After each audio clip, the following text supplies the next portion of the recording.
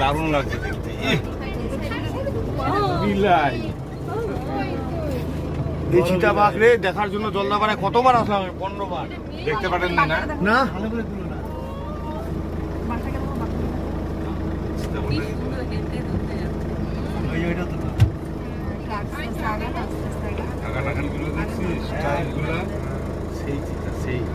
কিন্তু এটা অভুক্ত মনে হয়, পেটের চামড়া ঝুলা।